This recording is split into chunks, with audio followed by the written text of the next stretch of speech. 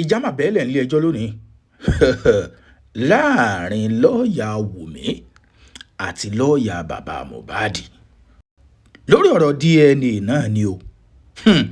Ẹ gbọ́rọ̀ lẹ́nu lọ́ọ̀yà Wùmí, bákan náà ẹ tún gbọ́rọ̀ lẹ́nu lọ́ọ̀yà bàbá Mohbad, ṣùgbọ́n ọ̀rọ̀ DNA ò tí ì níyanjú o.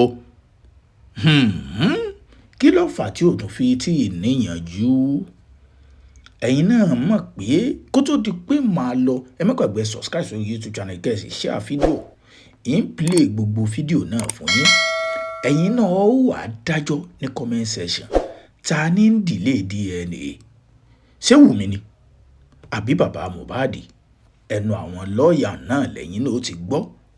Kó tó di pé wàá máa yọ fún yín lẹ́yọ kọ̀ọ̀kan, ẹ jẹ́ n kọ́kọ́ mú wá lérèfé ń tó ṣẹlẹ̀ nílé ẹjọ́ níjọ́ òní kó tó di ọjọ́ tòní. Bàbá Mohbad ló ń fẹ́ ṣe private DNA fún Liam. Adájọ́ ní kí lọ́ọ̀yà bàbá Mohbad kó lọ fọ̀rọ̀wérọ̀ pẹ̀lú lọ́ọ̀yà Wùmí kí Wùmí ó lè gbọ́ mọ́lẹ̀ yín Liam, kí bàbá Mohbad ó lè bá àráyè gba sáǹpù kó náà fi lọ sí private DNA. Ǹjẹ́ Wùmí gbọ́ mọ́lẹ̀ àbí ọ̀gbọ́ mọ́lẹ̀ bí? Ẹ gbọ́nú fídíò yìí, lọ́ọ̀yà rẹ̀ sọ̀rọ̀. Kí wàá tún ní ìdájọ́ tuntun lọ lọ́wọ́lọ́wọ́ lónìí lórí ọ̀rọ̀ DNA. Mo ń bọ̀ náà, ẹ já kọ́kọ́ gbọ́rọ̀ lẹ́nu lọ́ọ̀yà bàbá Mohbad. We cannot ascertain the integrity of the Lagos State official who has submitted a cancer research center as a DNA laboratory center that is only for us to confirm. But several emails show that they don't even do anything related to DNA. So please, the matter has been adjourned to the 9th of June. 9th of June? Yes, for the hearing of our own application. Okay. I told them, if they are ready for us to do our own private hearing, we can go and take sample tomorrow. We are not delaying anything. Or, in the alternative, if they don't want us to do private hearing, if the court is ready to disclose where they want to do the private hearing, if the court is ready to disclose, because we don't want an undisclosed area. I make it clear. The perception is that the Aloba family believes that this result will be forged and manipulated. Yes. If it is undisclosed. Yes. And we are the ones that demand for DNA. So, DNA, yeah. If they don't want to do it, if they don't want us to do private hearing, let them disclose where they want to do it. We will monitor it. Yes. We will at least send email to them to ascertain that they can indeed do tissue-based DNA. Let the process be transparent to the whole world. Not just go and bring results somewhere and say they've done tissue-based DNA. Yeah, thank you very much. That's my lawyer. My lawyer. Daddy. Said the truth, the truth. And I'm saying this is the Aloba decision concerning that DNA. Ẹ̀yin náà ti gbọ́rọ̀ lẹ́nu lọ́ọ̀yà bàbá Mohbad, ó kù ká gbọ́rọ̀ lẹ́nu lọ́ọ̀yà Wùmí. Kí ni lọ́ọ̀yà bàbá Mohbad sọ ń bẹ̀? Ó ní pé àwọn ọ̀dà ilé ẹjọ́ dúró láti má ṣe DNA tiwọn fún Liam. Ó ní ṣùgbọ́n ilé ẹjọ́ gbọ́dọ̀ gbà wọ́n láàyè láti ṣe private DNA tàwọn lẹ́yìn ìgbà tó yí pé Wùmí náà ní private DNA ti wọn lọ́wọ́. Ìyẹn gan ló wá dá wàhálà lẹ̀, torí pé ìgbà náà nílé ẹjọ́ fi ní kí wọ́n lọ mọ bí wọ́n ó ṣe gba Liam tí wọ́n fi gba sample. Ẹ wá gbọ́rọ̀ lẹ́nu lọ́ọ̀yà Wùmí nísìn. Wọ́n sì ní wípé in táwọn fi lè gbà kí ilé ẹjọ́ ṣe DNA fúnra wọn ni pé àfi kí wọ́n jáwọn ọmọ ibi tí wọ́n ti fẹ́ ṣe DNA náà káwọn ò lè lọ kọ̀wé sí hospital náà ìjẹ́ ni wọ́n ń ṣe irú DNA táwọn fẹ́ ṣe fún Liam. Kọ́mọ́ lọ jẹ́ wípé wọ́n lọ ṣe ayédèrú rìsọ́ọ̀tì DNA kan wá fọmọ Nàìjíríà páwọn ti ṣe DNA. Ẹ mọ̀ pé kò sí tí ò lè ṣẹlẹ̀, Nàìjíríà la wà bó ṣe rí nù. Ṣùgbọ́n ẹ jẹ́ àkọ́kọ́ gbọ́rọ̀ lẹ́nu lọ́ọ̀yà Wùmí kí n wá padà wá ká wá wò pé ta ní ń delay DNA inú àwọn méjèèjì. Mo ń bọ̀ náà, ẹ bá gbọ́ rẹ̀ Gist TV Yorùbá lẹ́wà, ẹ subscribe sí YouTube channel kẹ́ share fídíò yìí káwọn ènìyàn mọ in tó ń lọ nípa ọ̀rọ̀ DNA. Mo ń bọ̀ náà. So apparently it's very clear. Mr. Aloba does not want to do any DNA. He knows that Liam is his grandchild. He knows that if they do the DNA, it is positive. And if it's positive, all the money is making online will stop. And all the people on the line to stop following him, he's just lying. You know, he's just using to make money. He doesn't want the boy to be there. The boy has been September 12th, it will be done. He ought not to be buried until the DNA is done. But he doesn't want the DNA to be done. I want the entire public to take note that Wunmi has nothing. My client has nothing to hide. We are ready for DNA any day, anytime. Let the court make the order and let us not know the court, let us not know the hospital or have any access to the process.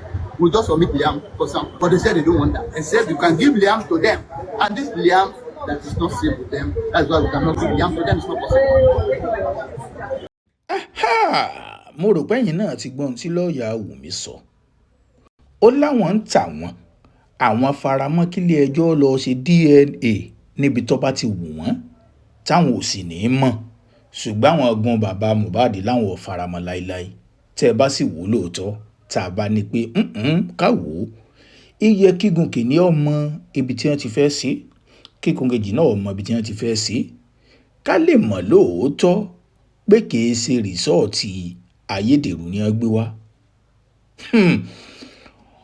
Ó tún wá sọ ń bẹ̀ nígbà tí adájọ́ ní kí wọ́n jọ lọ fọ̀rọ̀ wérọ̀ kí bàbá Mohbad ó fi lè ní àǹfààní láti rí Liam kó gba sáǹpù Liam.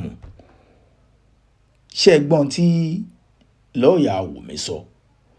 Ó ní pé ọkàn oníbàárà àwọn kò gbé Liam lẹ̀ fún bàbá Liam nítorí pé ọkàn àwọn ò balẹ̀ sí bàbá Liam yún bàbá Mohbad kó má lọ sọmọ ní jàǹbá. Ó tún wá sọ ń bẹ̀. Kí ni lọ́ọ̀yà Wùmí sọ?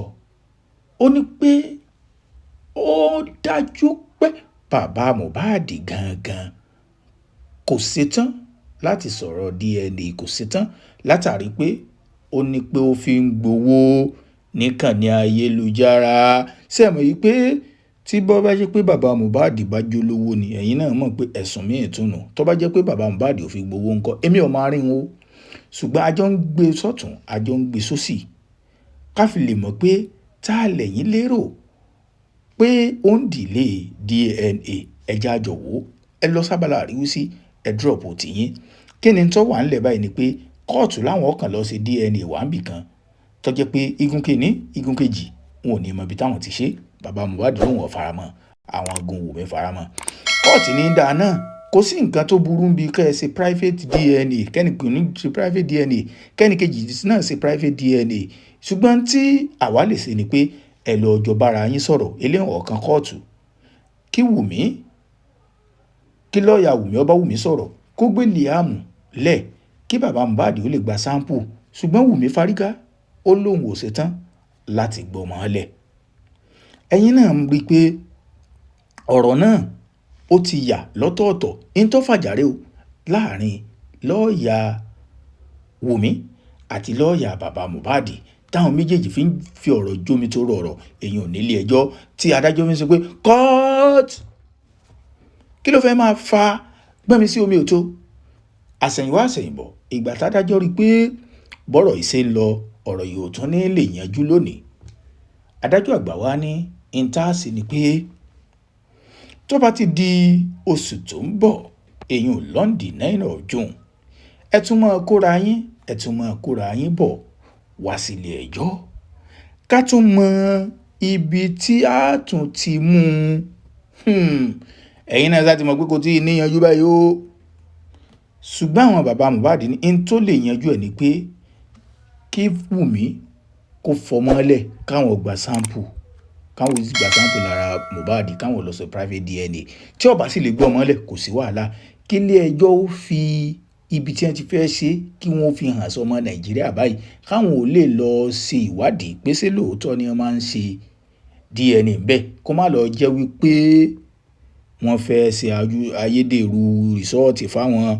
Bákan náà àwọn agun Wùmí wọ́n láwọn ò lè gbọ́ ọmọlẹ̀ wọ́n sì lọ tẹ́ àwọn lọ́rùn kí ilé ẹjọ́ lọ sí wá níbi tó bá ti wù wọ́n. Wọn ò bá ẹ drop comment kẹ́ subscribe.